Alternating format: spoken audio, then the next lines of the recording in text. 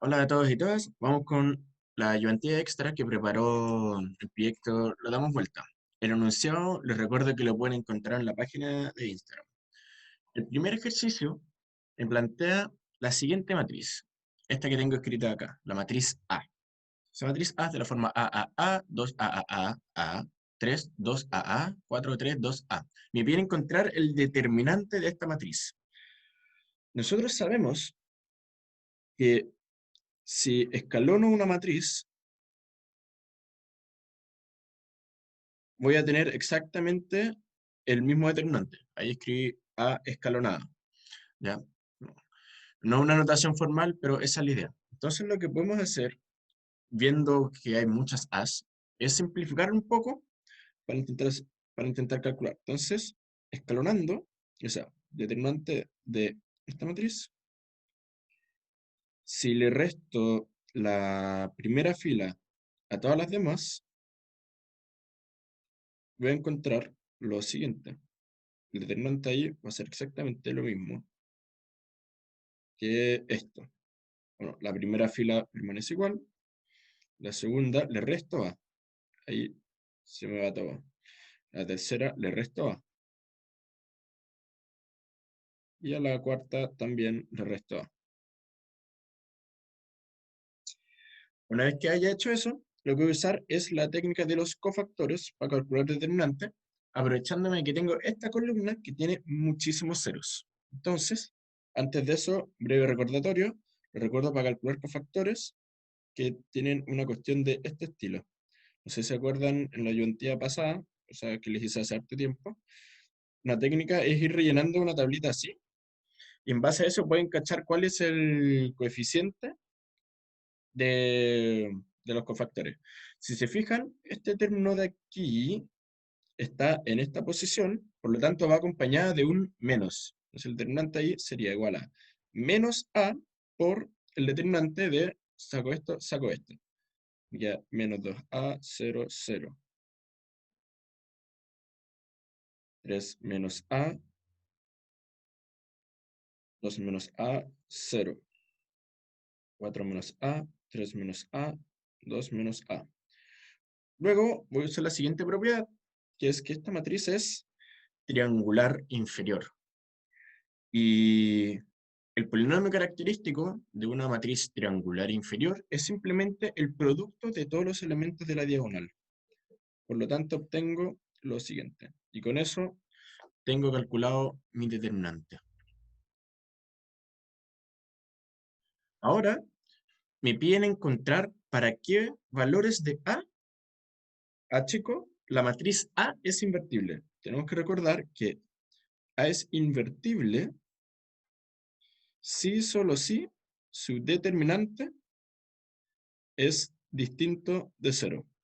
Como tengo esto en una forma factorizada, si durante la prueba les piden algo de este estilo, lo más conveniente es tenerlo de forma factorizada, porque necesito que entonces esto sea distinto de cero, lo cual a su vez implica que A tiene que ser distinto de cero y que A tiene que ser distinto de 2.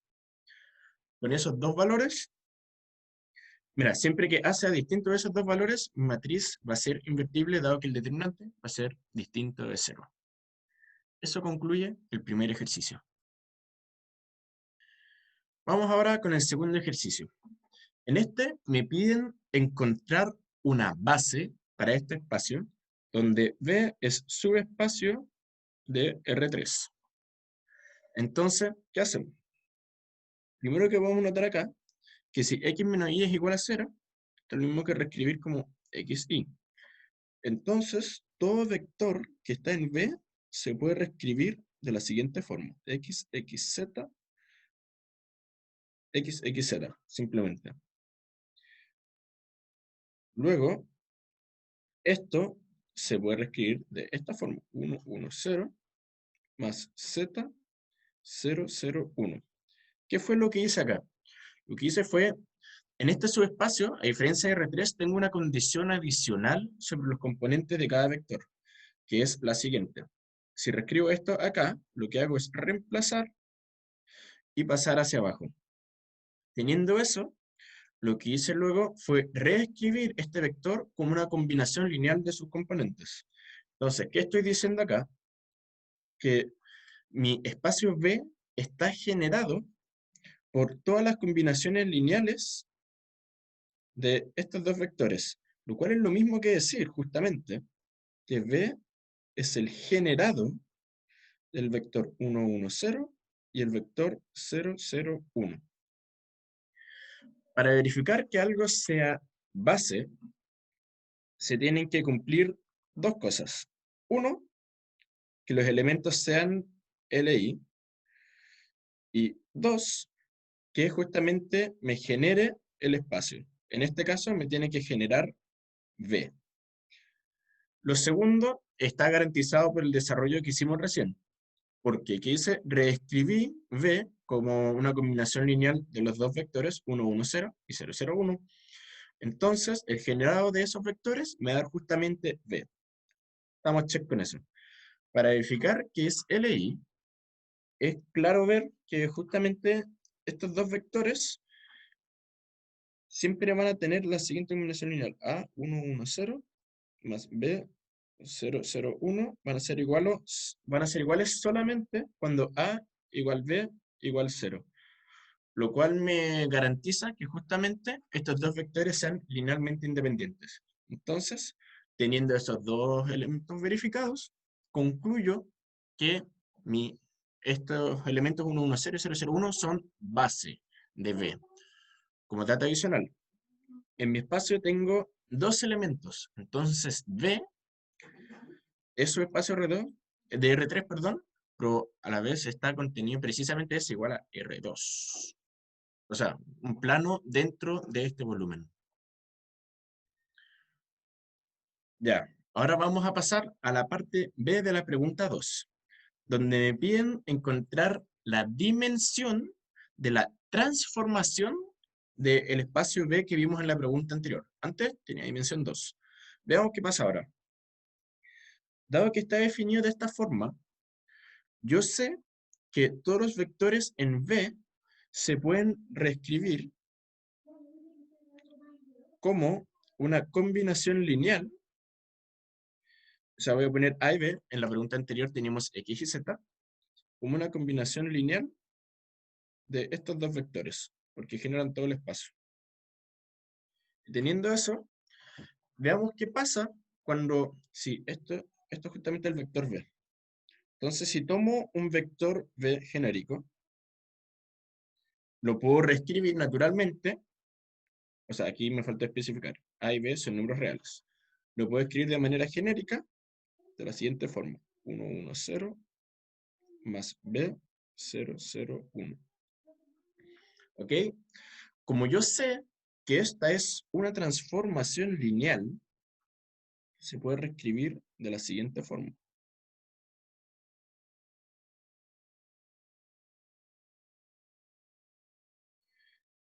De esta manera.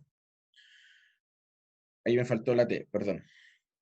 Entonces, del enunciado me decían justamente que la transformación T para un vector X y Z cualquiera era de X más Y menos Z, menos 2Y más Z y 2X menos Z. Esto lo sé del enunciado. Entonces, puedo calcular este elemento y este elemento. De esa manera, obtengo lo siguiente.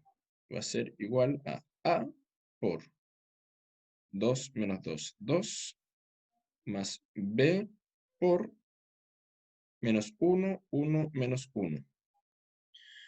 Ok, ya, perdón por ese salto temporal, pero como se borra un poco lento, de aprovechar el tiempo, lo que hice fue lo siguiente. En delantes llegué a este resultado que está aquí abajo.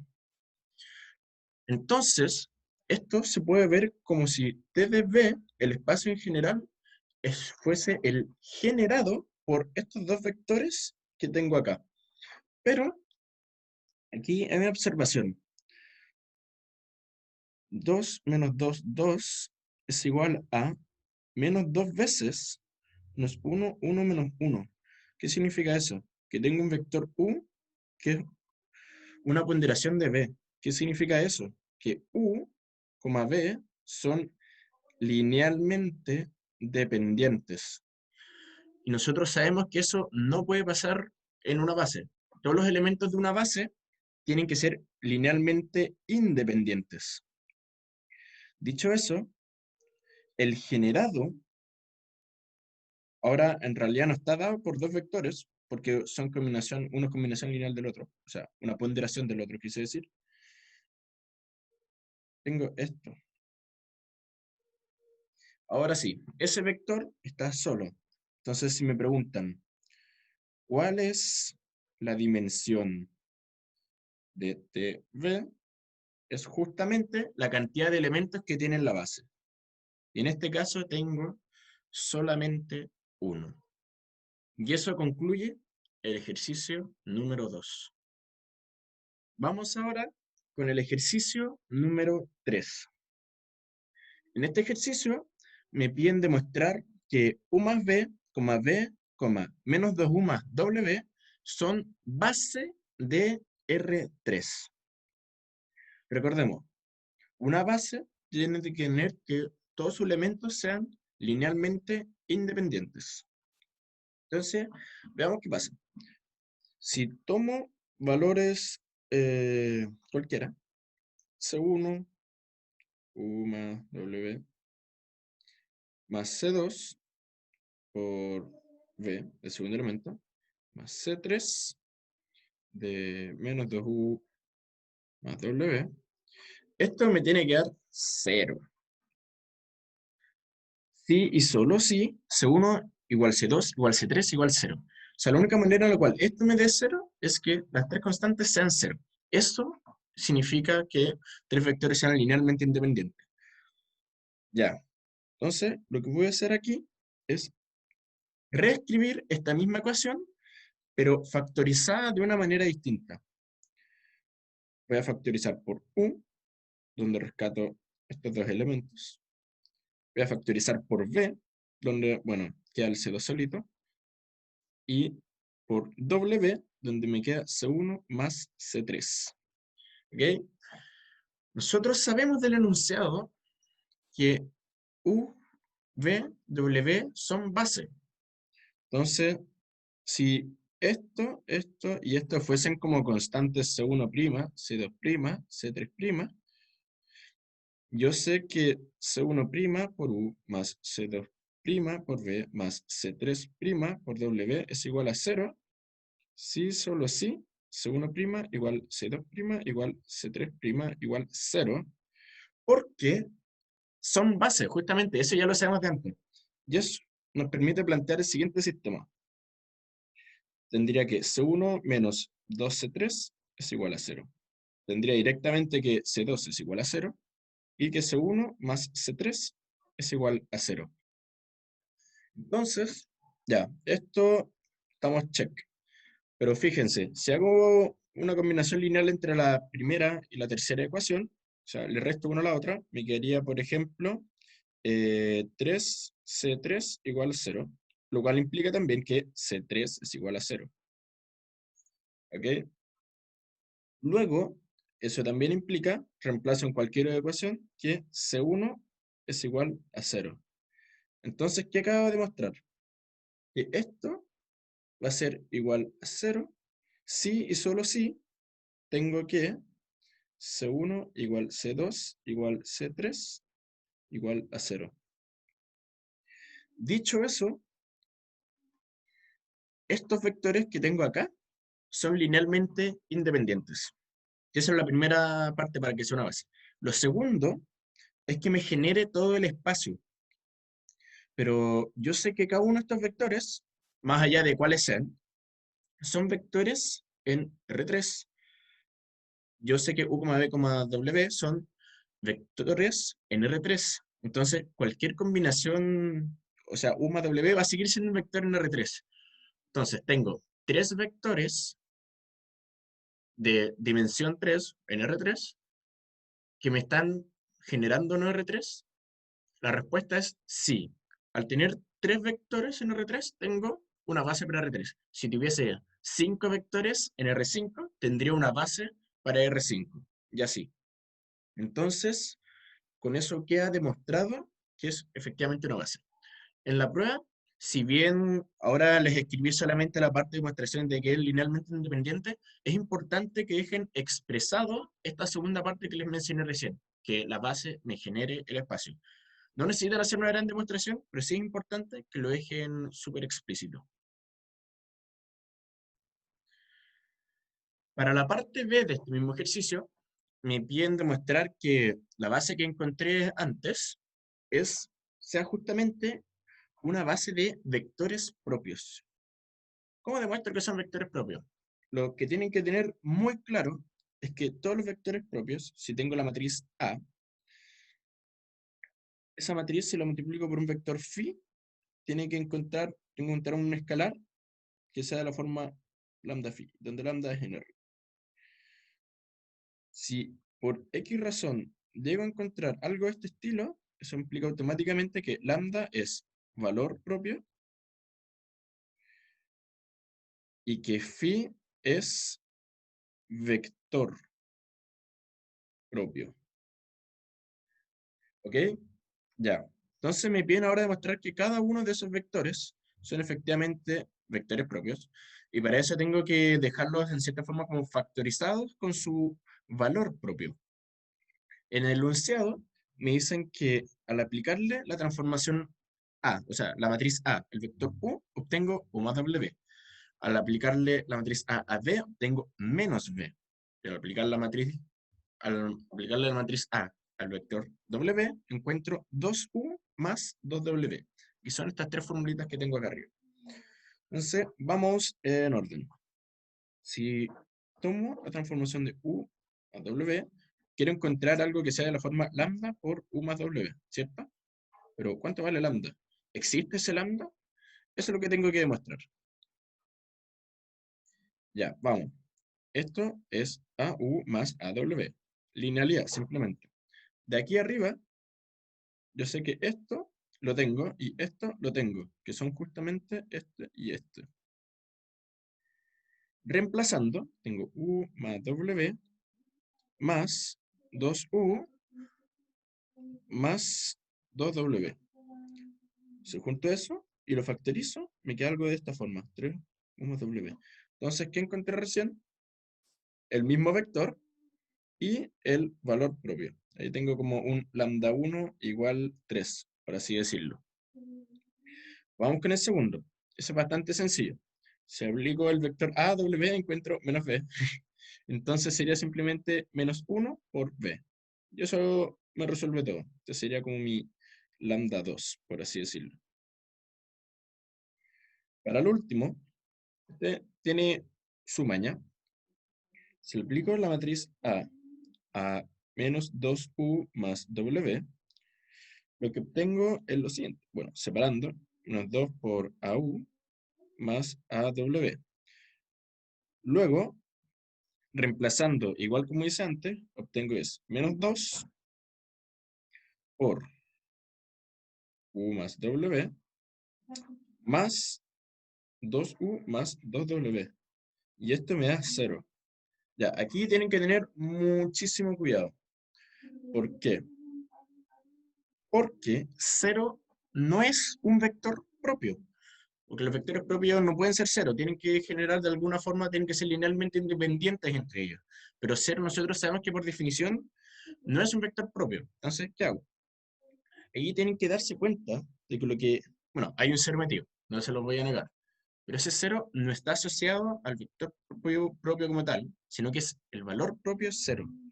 Entonces, en ese caso, esto sería lo mismo que escribir 0 es igual a 0 por menos 2U más W. Entonces aquí tengo mi lambda 3 igual 0. Pero de todas formas, encontré la fórmula que quería, que era AB igual lambda, o sea, A phi igual lambda phi, donde este phi es acá, en este caso. Y con eso encuentro efectivamente que unos son vectores propios, pero esto viene garantizado por el hecho de que justamente tienen un valor propio asociado. Eso concluye la parte de B. Y vamos con la C. Ya, vamos ahora con la parte C. Lo que tengo escrito arriba es el resultado de la parte anterior, donde tenemos cada vector propio con su valor propio respectivo. Lo vamos a usar ahora. Lo que me piden es encontrar una matriz D que sea similar a A cuadrado menos I. Recuerdo que una matriz similar a A cuadrado menos I es de la siguiente forma. Igual P de P menos 1. Ya. Antes de explicarle eso, les recuerdo algunas propiedades de las matrices similares. Esta matriz y esta matriz tienen el mismo determinante. Tienen los mismos valores propios.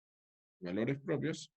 Y también, naturalmente, bastante similar al anterior, tienen el mismo polinomio característico.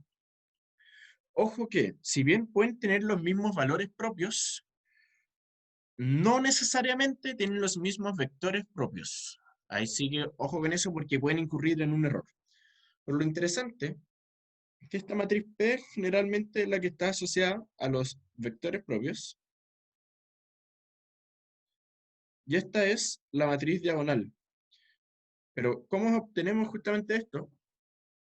Para obtener ese valor de D, tenemos que hacer la diagonalización que ya vimos en clases.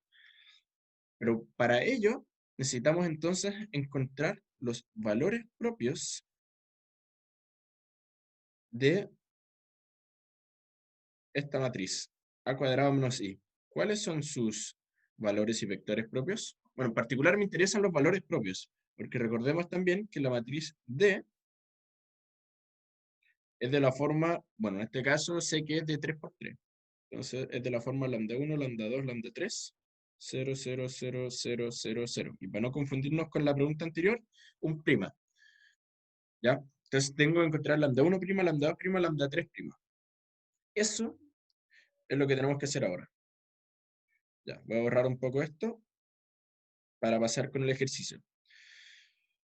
El espíritu justamente es utilizar resultados de las preguntas anteriores, porque yo ya sé cuáles son los valores propios de la matriz A. Por aquí me están preguntando por A cuadrado menos I. Entonces lo que tengo que hacer es reescribir un poco la cosa, de manera que me aparezca el valor propio que yo quiero. Entonces, yo sé que A por X es igual a lambda X. Si le aplico a ambos lados, entonces, a ver si aplico A, entonces tengo como A cuadrado X es igual a lambda por AX. Yo sé que esto es AX, es lambda cuadrado X. Bueno, eso lo dejo ahí como dato, porque lo vamos a usar al tiro. Sea X un vector propio de A. Y veamos qué pasa si yo a este vector propio, que no tiene nada que ver por ahora, con a cuadrado menos i, ese vector propio lo multiplico por esto. ¿Qué pasa si tengo a cuadrado menos i por x? Ojo, recuerden, x vector propio de a, no de a cuadrado menos a. Entonces, eso no ocurre, no ocurre, no ocurre.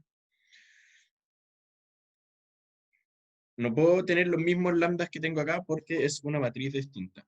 O sea, los mismos lambdas que tengo anotado acá arriba. Ahí lo recuerdo. Estos son lambda 1, lambda 2, lambda 3.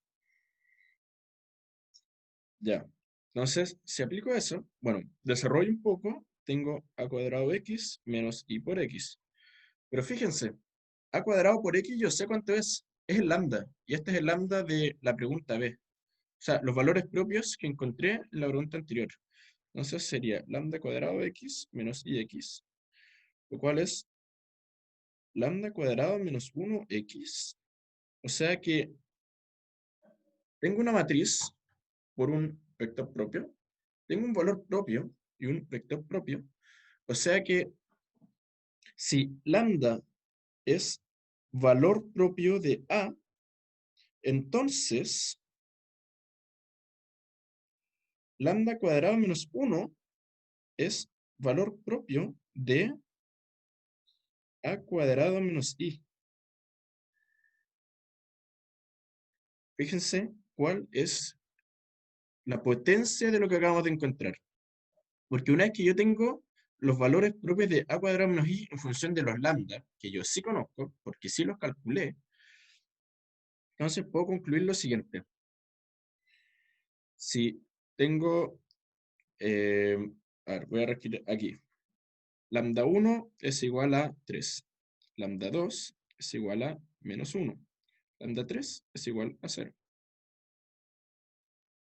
Lambda 1', lambda 2', lambda 3' van a ser iguales a lambda 1 cuadrado menos 1, en base a este resultado. Lambda 2 cuadrado menos 1, lambda 3 cuadrado menos 1. Y si termino de desarrollar eso, obtengo aquí 8, 0, menos 1. Voy a borrar un poco acá abajo, porque lo que tengo aquí justamente son, ahora, no los valores propios de A. Lo que tengo aquí son los valores propios de A cuadrado menos I. Y recordemos que la matriz diagonal se podía reescribir justamente en función de los valores propios. Entonces, para concluir, obtengo que la matriz D similar que estamos buscando, esta matriz D va a ser igual a 8, 0, menos 1. Y eso concluye mi ejercicio.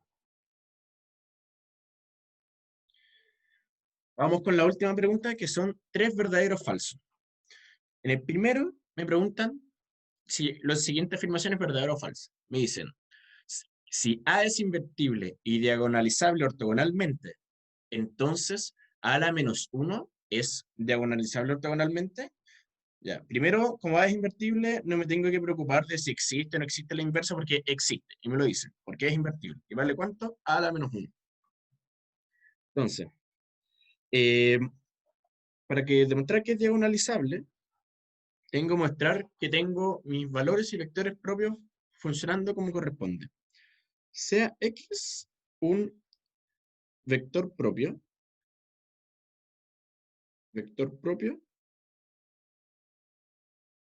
de A, ¿ya?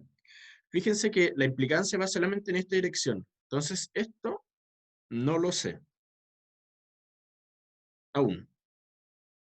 O diferente es falso, no sabemos. Pero esto es lo que sí sé. Entonces puedo hacer supuestos. Yo sé que A es diagonalizable ortogonalmente, entonces tengo una base ortogonal de vectores propios para definir mi A. Entonces, X es vector propio de A. Dado ese X, bueno, tengo A por X, va a ser igual a lambda por X. Naturalmente, lambda es el valor propio. Pero fíjese qué pasa si tomo la inversa. Tomo A a la menos 1X. Me doy cuenta que es exactamente igual a 1 menos lambda X. O sea, para ver eso, como que pueden invertirlo a ambos lados y eventualmente van a llegar a este resultado que tengo acá. Bueno, como A es invertible, yo sé que todos los lambdas son distintos de 0. En el problema anterior, uno de los valores propios era 0. Eso no es raro, puede pasar, pero implica que la matriz no es invertible. Pero esta sí es invertible. Entonces sé que todos sus valores propios son distintos de 0. Entonces, de aquí saco lo siguiente. De partida que 1 menos lambda es valor propio de A. Y segundo que X, exactamente el mismo X, es vector propio de A a la menos 1. Entonces, ¿cuál es la gracia? Que tengo ya una matriz de n dimensiones. Si tengo una matriz de n dimensiones, entonces tengo a 1 hasta a n, que son todos ortogonales entre sí, ¿ya? Ahí tengo una diagonalización ortogonal. Esto es para A. Pero si me paso al A más 1, tengo exactamente todos los mismos vectores, porque para cada X vector propio de A, tengo el mismo X que es vector propio de A a la menos 1. Esto es un menos 1, me quedó súper feo. Ahí está, me quedó más feo. Un segundo. Eso. Y esto está asociado a la menos 1. Entonces, el hecho de que sea diagonalizable ortogonalmente es una propiedad asociada a mis vectores propios. Pero como tengo exactamente los mismos vectores propios, entonces se conserva esa propiedad. Entonces, este primer ejercicio es verdadero.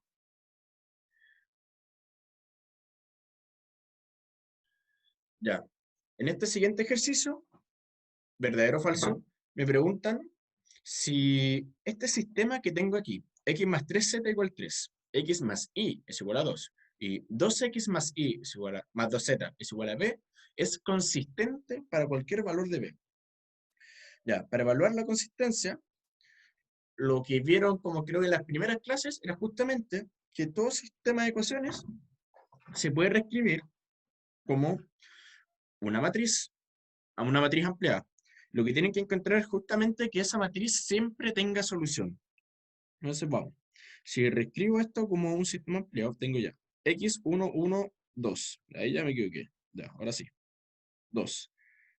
La segunda es 0, 1, 1. Aquí tengo 3, 0, 2. Y la amplío. 2, 3, b. Perfecto. Entonces lo que tengo que hacer es escalonar esto. Ya. Si resto la primera fila a las demás, obtengo lo siguiente.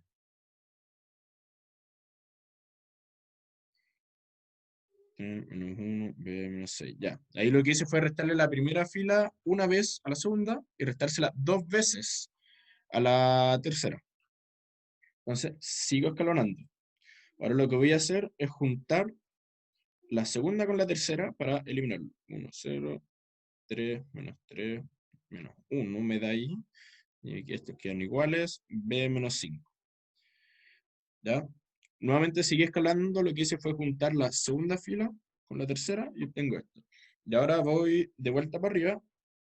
Y bueno, esto lo voy a hacer un poco más rápido, pero si le cambio el signo a la tercera fila y luego la sumo y la resto según corresponda para arriba, tengo, a ver, estos todos quedan así. Aquí, como les dije, le cambio el signo y luego la sumo para arriba, me queda 14 menos 3b, sí. Y aquí me queda menos 12 más 3b. Ya. Eventualmente llego a este sistema. Y como pueden ver, da lo mismo el valor de b, siempre voy a tener un x1, x2, x3, que estén definidos en R, y siempre se va a resolver el sistema. Claramente, para distintos valores de b, voy a tener distintas soluciones, distintos x1, x2, x3, pero de todas formas van a existir en cualquier caso. Entonces, ¿es consistente? Sí, es consistente. Verdadero. Vamos entonces con el último verdadero o falso y del último ejercicio, y esto es lo último de la ayudantía. Me dicen, tengo A, una matriz de 3 por 3 de la siguiente forma. A es igual a 1, a 2, a 3, donde cada uno de esos A es la columna, según corresponda. Y también me dice que tengo un espacio W, que es el espacio ortogonal al null de A transpuesta. Es un poco raro, pero vamos a trabajar con eso. Me preguntan lo siguiente. Si proyecto el vector A1 sobre W es igual a 0, la única manera de que pase eso es que sean ortogonales porque ahí se proyecta en el origen. Pero vamos a ver si es verdadero o falso. Ya, lo primero que tienen que acordarse acá es un teorema que dice lo siguiente. El null de A transpuesta es ortogonal al espacio columna de A. De la misma manera que el null de A es ortogonal al espacio fila de A. ¿Ya? Esos son teoremas, se los tienen que saber de memoria. Teorema. Ya, pero eso los dejo anunciado. Vamos a usar solamente este de acá arriba. Si yo sé que estos espacios son ortogonales entre sí, entonces, si tomo, a ver, null de A transpuesta, si a esto le aplico el operador ortogonal, ¿qué debería encontrar? Todos los elementos que pertenezcan al espacio ortogonal. Pero por teorema, yo sé que todos los elementos que pertenecen al espacio ortogonal de este kernel es el espacio columna de A. ¿Ok? Entonces, cuando me preguntan por la proyección sobre W, yo sé que W es el espacio columna. Entonces, esto sería la proyección del espacio columna de A sobre A1, donde A1 es el primer elemento de acá. ¿Ya? Pero antes de decirles cuánto vale esto, voy a hacer un mini paréntesis aquí. La gracia del espacio columna es que es el generado de mis tres columnas. ¿Ok?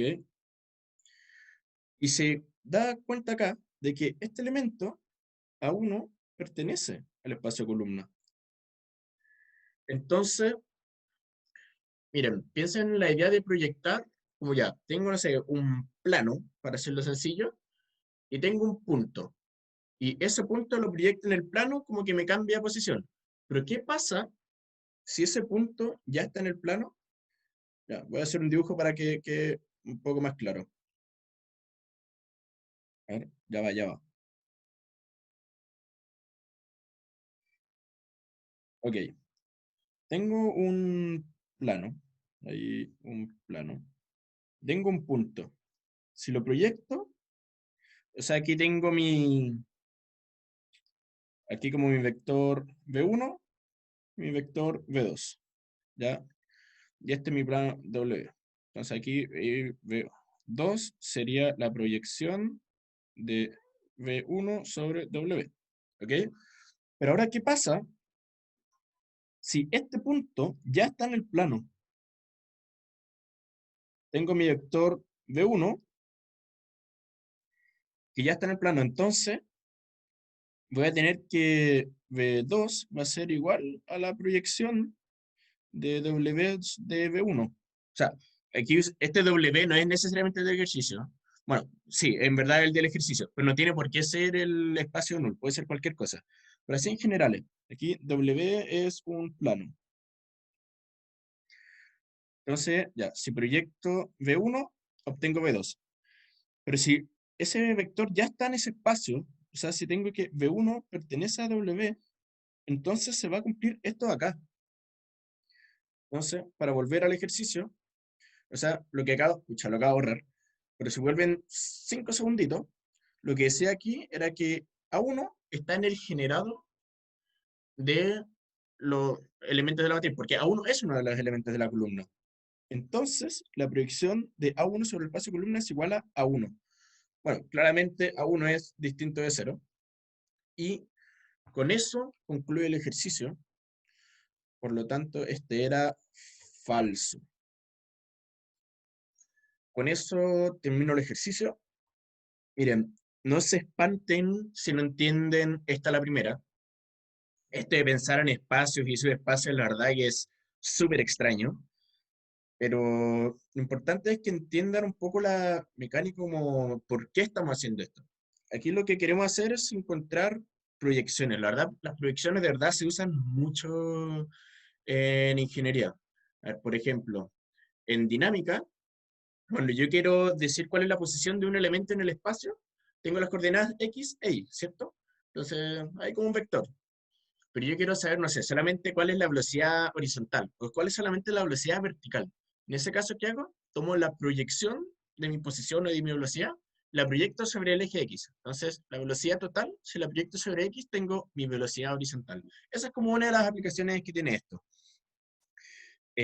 Bueno, la verdad es que eso concluye la ayudantía. Mucho ánimo en el examen y que les vaya súper.